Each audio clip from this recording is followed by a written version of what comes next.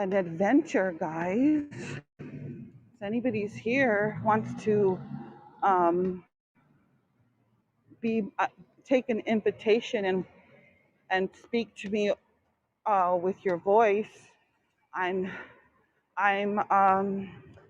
sending out an invitation to join me in my stream. I go on this adventure of trying to find the bus station,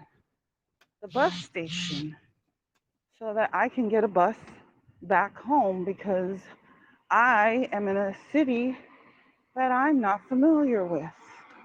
So you guys can hang out with me.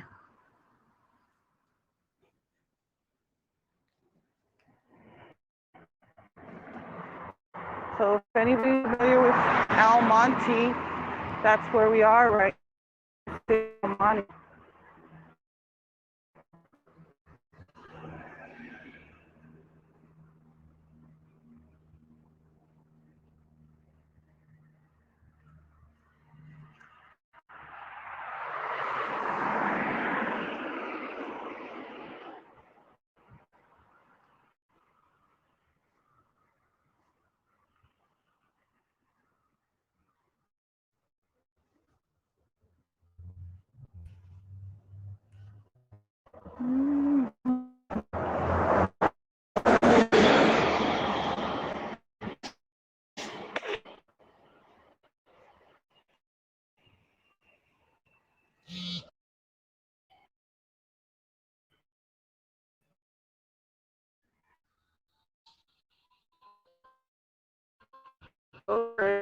The Lord, this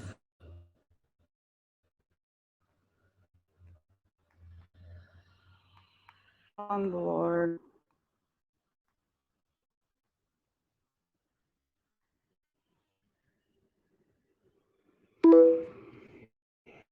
Leave me alone.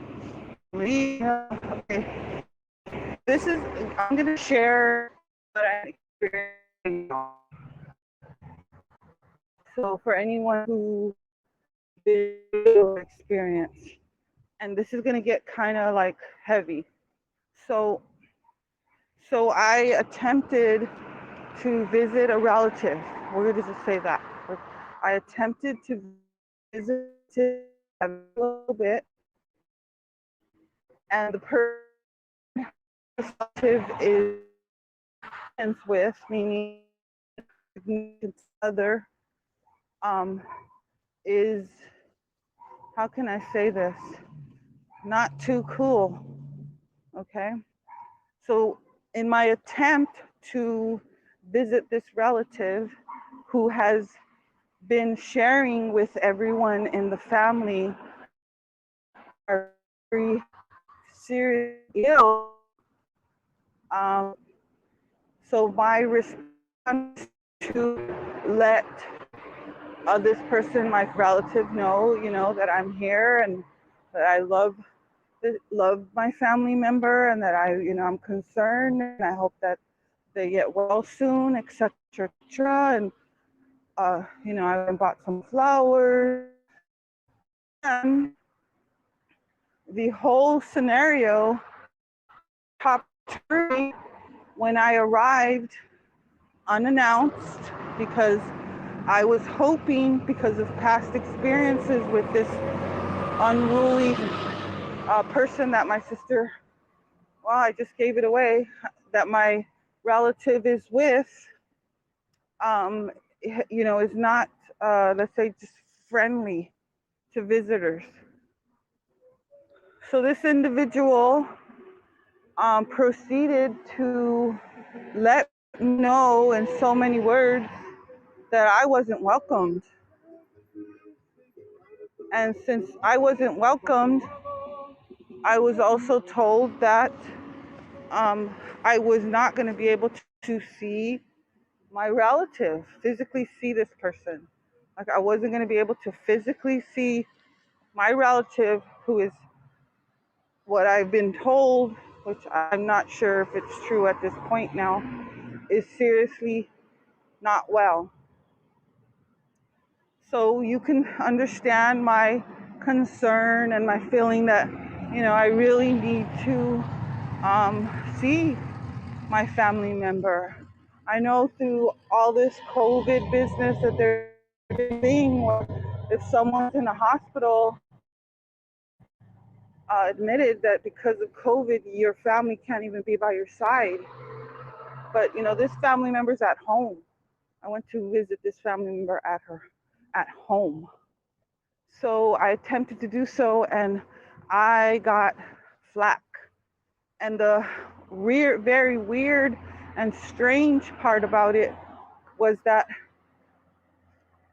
we shared some back and forth with this individual because he's not a nice person, let's put it that way.